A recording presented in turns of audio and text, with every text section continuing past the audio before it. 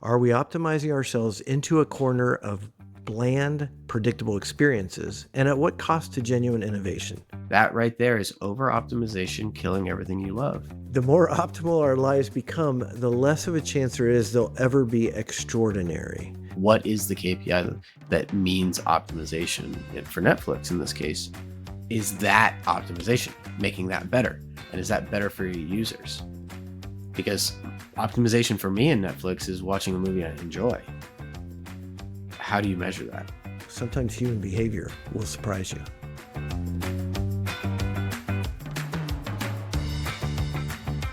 Is it possible to over-optimize digital experiences?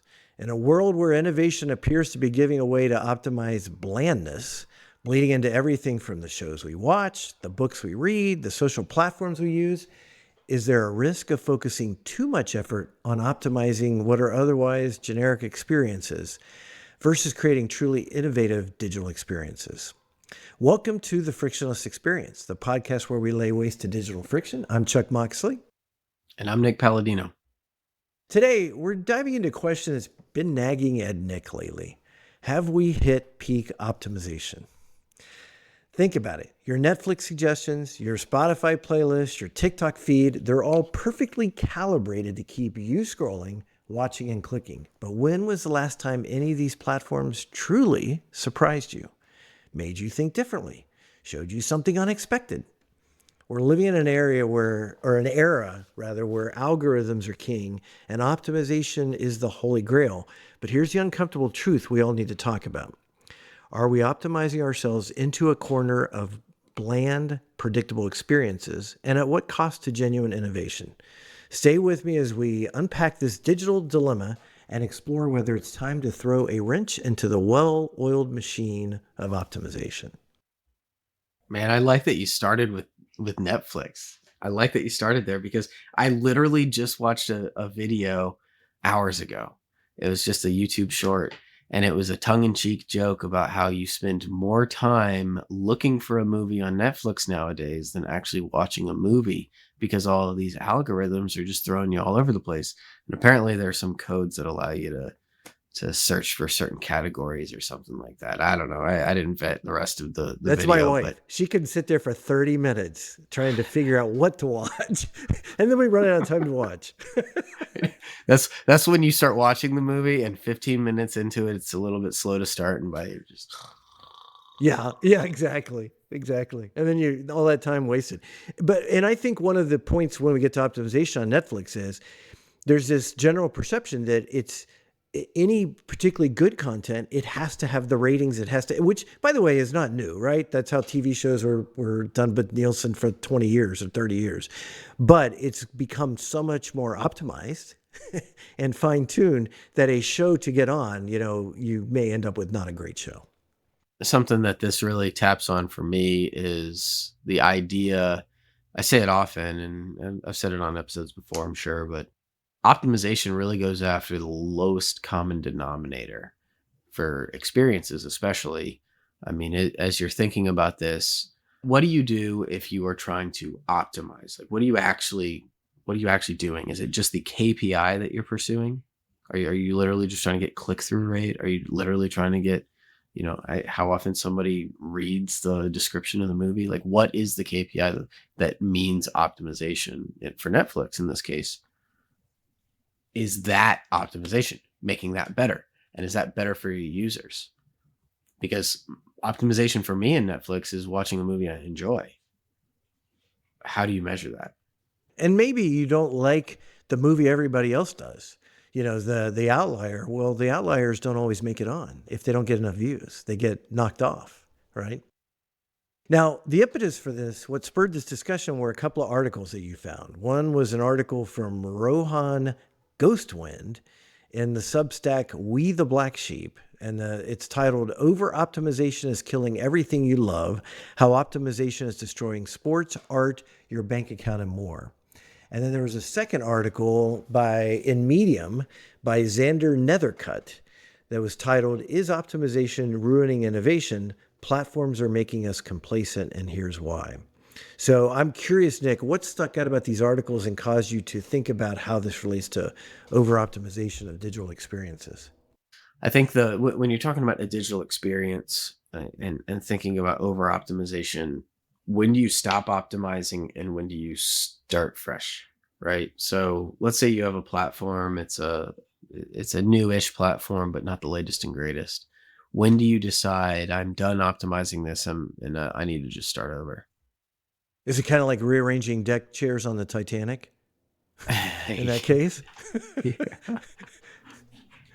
You're reminding me of the best scene in all movies. This is just going to be the movie episode. The best scene in all movies, in my opinion, is the scene where the violinist and the cello are playing, and gentlemen, it has been a pleasure playing with you this evening, and they just continue to play as the ship sinks. Like that has got to be the single greatest. Everybody is running around them, just screaming and yelling. Ah! Oh, that's got to be the best scene in movies, just period. Speaking of, as you're thinking about that optimization and what it means to over optimize, you're really going to create the focus on the KPI, not the focus on the customer experience. Because optimization, as far as a business concept goes, is not about creating better experiences. It's just not. Because we were talking with Adam Candela from Duncan, and one of the best experiences you could think of is as you're going to Dunkin', you're walking past your standard route, you get a little notification that says, do you want your regular? All you have to tap is one little button on that notification that says yes. And the transaction goes through and your order's ready to pick up. But that wasn't good for business, so it wasn't instrumented. That right there is over optimization, killing everything you love. How great would it be for you to be able to just simplify your life, yet because that was a net negative, it just didn't go forward. I'd say net negative for the business or for the consumer. Maybe that was a great thing for the consumer. If I recall the conversation correctly, I think that's not a live feature because it was not good for the business. Yeah, I think you're right, and I think there was a creepy factor in that too, as you recall. That if you're walking by the store, that's a little creepy. You go, hey, it's time for your coffee.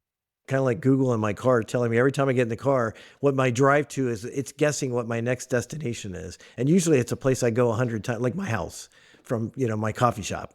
It's like that's not too hard to figure out. I don't need Google's help.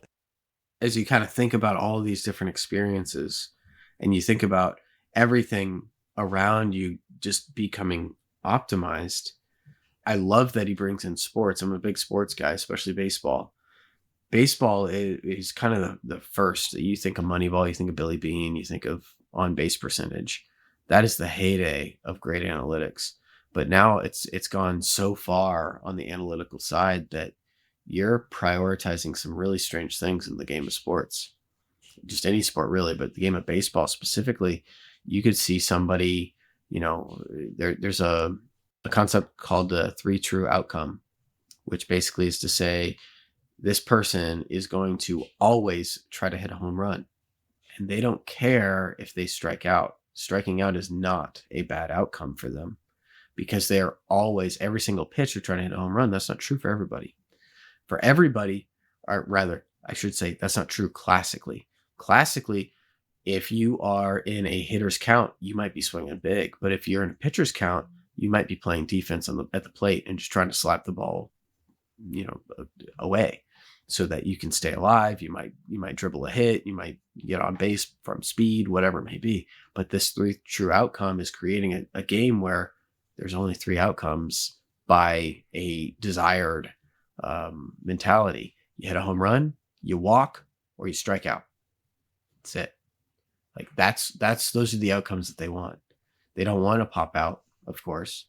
They want that big that money ball, that long shot, right? So when you think about that and start applying all that same analytical mentality to any industry, the same things are happening, which is basically to say, I want to make sure that my customers, they come to my site, they either check out, they go to their orders, or they do whatever. They don't have the ability to necessarily complete the journey that they want because you're optimizing so specifically for those outcomes that improve the business.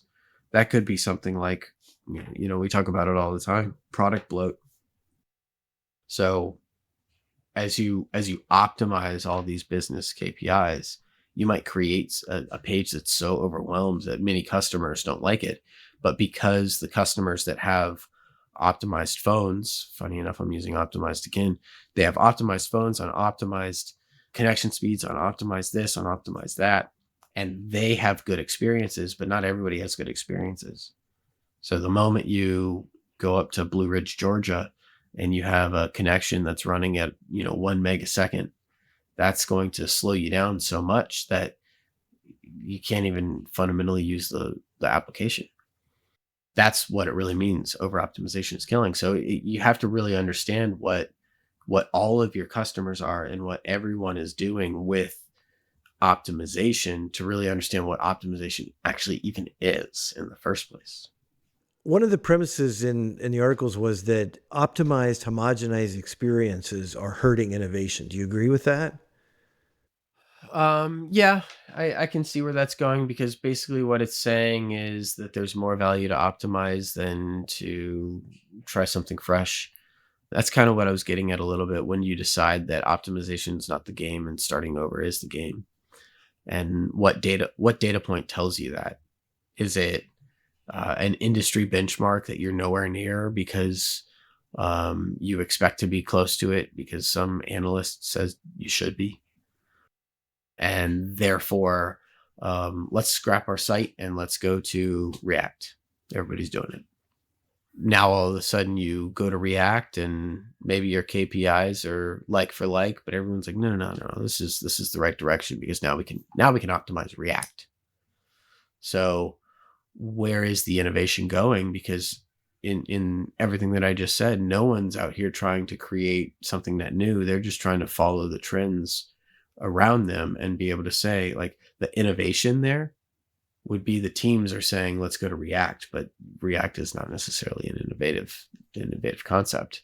It's the optimized concept. So let's then migrate and then optimize and slice and dice all the way up. Even sometimes innovation is really just copying, like everybody throwing AI in, even when it doesn't improve the experience, just so they can say they got the AI. Yeah. I'll tell you one of my favorite things about AI I've been kind of playing with is kind of more of a tongue in cheek joke than anything. You can, if you describe a person as artificially intelligent, it's kind of hilarious. But if you describe a computer as artificially intelligent, it's smarter than humanity. It's kind of wild. So let's talk about a concept that in the Medium article, he talked about microbets. So in the Medium article, Xander talks about these ads he's bombarded by on his Instagram feed that are including innovations. And if you're listening to this, I'm using the air quotes on, such as a device called the Jazzercise that you wear in your mouth while you work out to get a more chiseled jawline.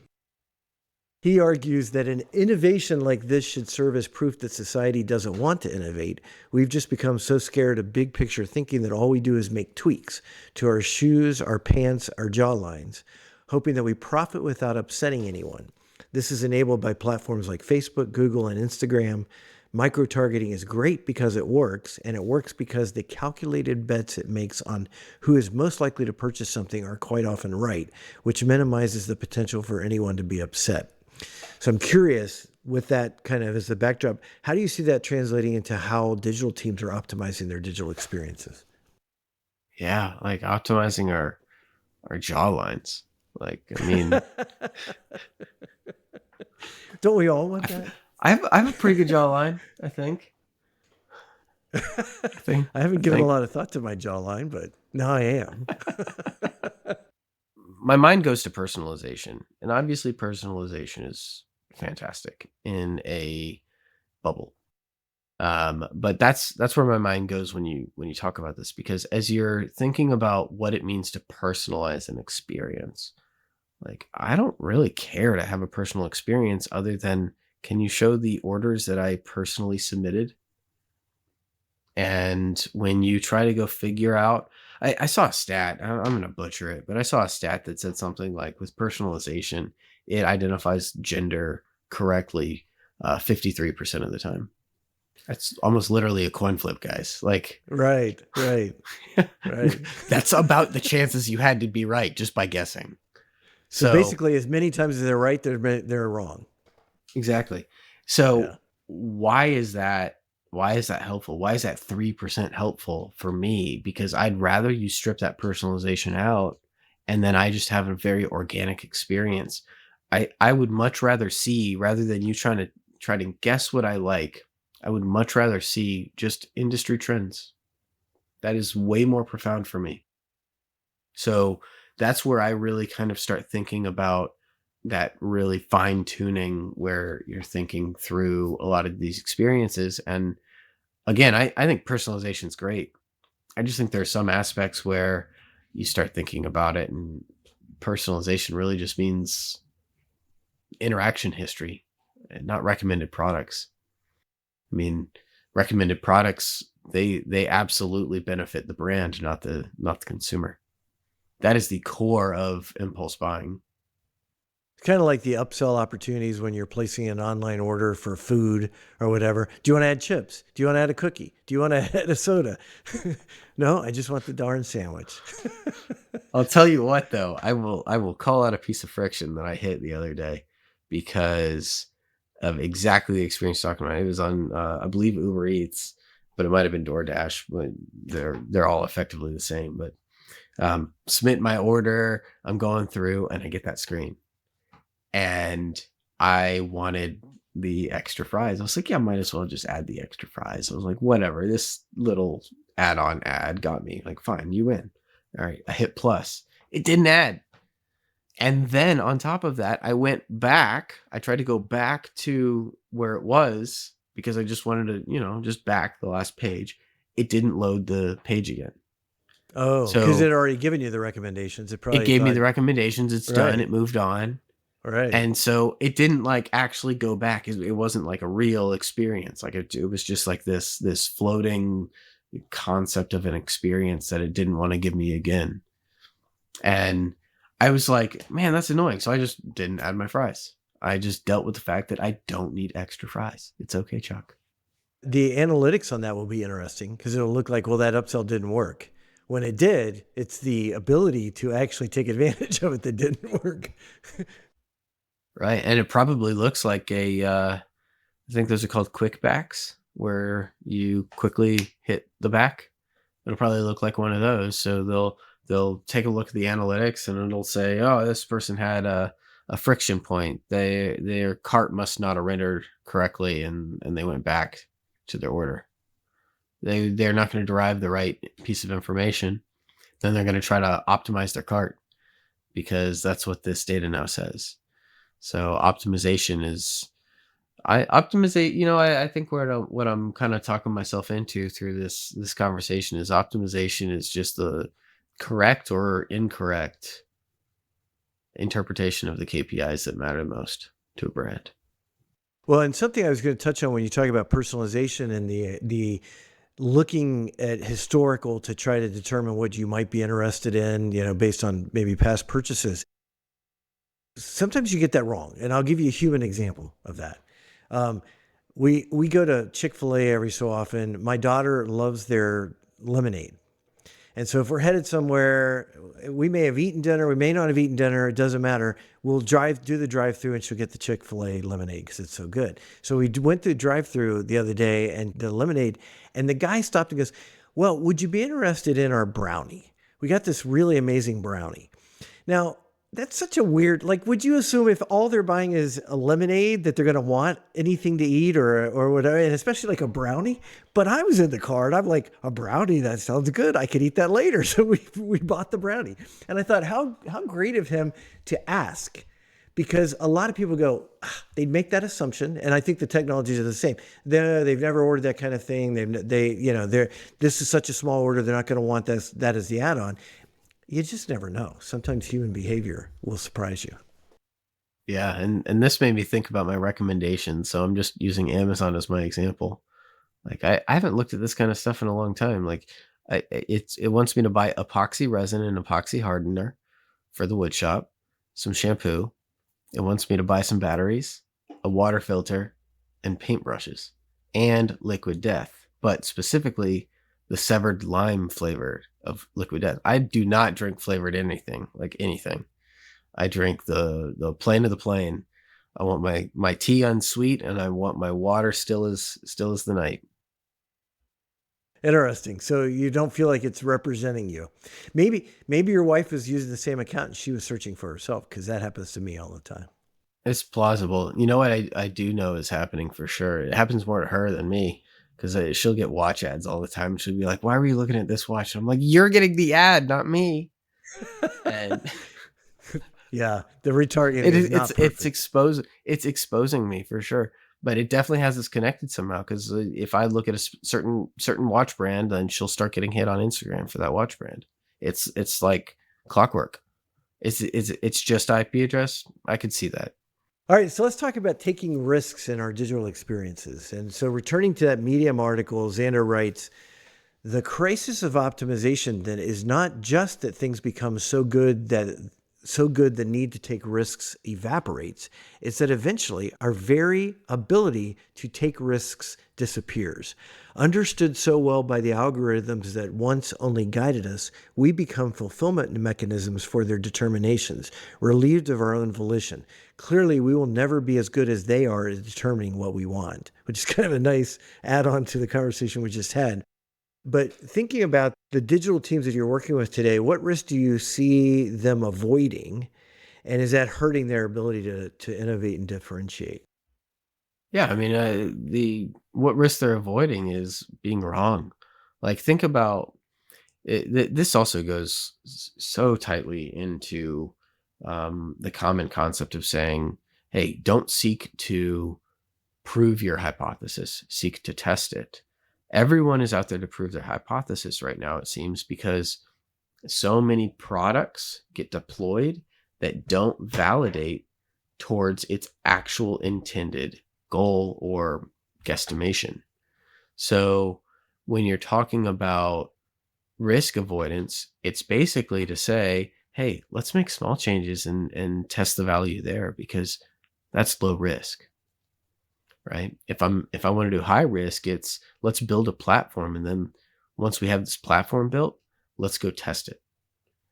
That risk is high because now all of a sudden I've spent hours on hours, engineer on engineer, architect on architect, being able to build this new platform just to test it. So the risk is so high that you don't know if it's going to be necessarily better or worse. And if you get so deep into the investments, just at a literal dollar level, then you're going to be forced to accept it just because you want to avoid the risk. The risk is that you wasted all this time. And so everyone's out there to prove their hypothesis so that all of the investments that they convinced everybody to buy in on actually pay off. Do you think part of that is the environment we're in today where jobs are a little more scarce and people are worried to take the big bets because they could lose their job if it doesn't pay off? You're probably right. You're probably right that a lot of people are just cruising to just make sure they maintain their current lifestyle Maybe people don't get fired for micro improvements. or micro failures. True, good point. The risk is a lot lower on a micro experiment. Now, a really healthy product environment is not going to fire anybody for failing on a product because in a real healthy product environment, when things don't go right, you are learning something super important. You learned what didn't go right, which helps you tune what is going to go right. That's another thing about proving your hypothesis versus testing it. If you test it and you're okay with losing or failing is a loose concept here because by ruling out a very large chunk of the possibilities, that is something incredibly profound. So don't trivialize ruling that out. I think we were talking with Nicole, and he was talking about how there's two types of tests. There are winners and there are learners. There are no losers. So you're basically saying if you win, you're improving the KPI you were trying to improve. If you don't improve it, you're learning something extremely valuable. And if you don't approach product management with that mentality, and you approach it with, I have to win, you're going to create bad experiences. Just plain and simple. So let's talk about extraordinary experiences. In that same Medium article, Xander writes, even in Silicon Valley, once an innovation mecca, all anyone wants to be is a platform. All anyone wants to do is get the flywheel, a word thrown around in tech circles like Adderall at a frat party, spinning. The more optimal our lives become, the less of a chance there is they'll ever be extraordinary. So, what are ways, in your opinion, that digital teams can create truly extraordinary experiences, not just optimized experiences? Man, I can't answer that like literally. But I think the first thing that comes to mind is when you think about an optimized experience, you think about fitting into the hamburger. Jason Abdo and Vijay Jayaraman, we both talked about with the two of them, how, experiences are like a hamburger. You got the meat, you got the bun, you got the lettuce, you got the tomato, and that's just kind of that's the core. You add peanut butter on it. That's where you're starting to add those new flares. That's where you're starting to figure out something that's different. So something that my mind immediately went to, for whatever reason, 5 years ago, everyone was talking about VR experiences. That was longer than 5 years ago, because it was pre-COVID that this was like a big thing. And COVID was 5 years ago. Unbelievable. But VR experiences, like I remember we were sitting at Home Depot talking about how you'd be able to jump into the Oculus or jump into the PSVR and be able to just navigate a store literally, and you're just walking down the aisles and you look up, you select your item, and then that's how you add to your cart. And that experience would be so fundamentally cool for a very small number of users. But think about how awesome that is for a small number of users. The users that truly care about that VR experience would probably thrive. Think if you wanted to go shop like for clothing, like forget about Home Depot and how fundamentally boring that is for most people. Let's go shop for some clothing. Let's go look and be able to like pick up the garment, be able to like have at least a slightly bit of like tactile feel to it. Like you're not literally touching it, but you could at least see the way it waves, maybe, right? Depending on how much you really code into this environment. Those are the kind of experiences that optimization kills, because you're no longer going to be able to have that. Because like I said, a very small number of users would be very passionate about this. That very small number of users is forced to use the optimized version that you and I go use every day, right? They don't get that VR experience that they would have absolutely killed for. And that's the innovation. That's the stuff that Xander's really talking about here is we're really missing that layer of newness, because least common denominator, everybody's getting fit into the same bucket. We're pursuing the KPIs that matter the most. We're trying to optimize every single dollar. If we spend 10 million to make something, we better get 100 million back. So, to use a phrase I loved when I lived in the South, for the companies, the juice is not worth the squeeze when it's going to impact a very few number of consumers and make them loyal.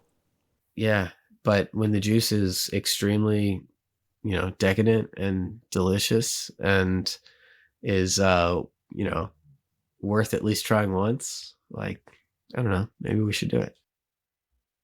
Well, that begs the question, is it possible that consumers don't actually want extraordinary experiences? In fact, the less we make them think and the easier brands make experiences almost trance like without any thought required, is it better for consumers? When I reorder my dog food from Chewy, it takes me like 2 minutes to do. It's so easy. Now, I know, put on auto ship, but I don't like I auto was just ship. about to say, why does it even take you 2 minutes? Mine just shows up Because at the door and I get mad that I forgot to it's cancel it. it is never right. That's the issue. The auto ship never times right. It's either suddenly we're out of something and it's 3 days till the auto ship, or I've got 5 of them sitting here and I hate auto ship. So anyway, the point is it doesn't take me long because they've made it so streamlined, but I don't look at toys. I don't look at anything else when I go there. I don't look at promotions. I get the same dog food every time. I might get the probiotics, that's my add-on, and when we need it. And I remember Catherine Geniak from American Eagle in our episode with her,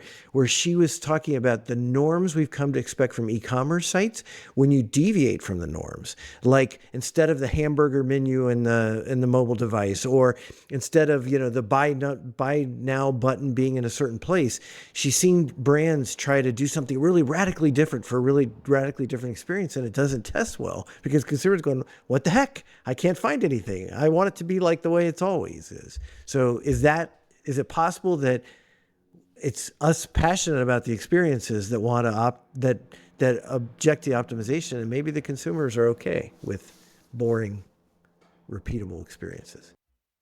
Well, I think by definition, the majority of users are okay, but that's kind of what this article is about, is saying the innovation's getting snuffed out because of exactly that.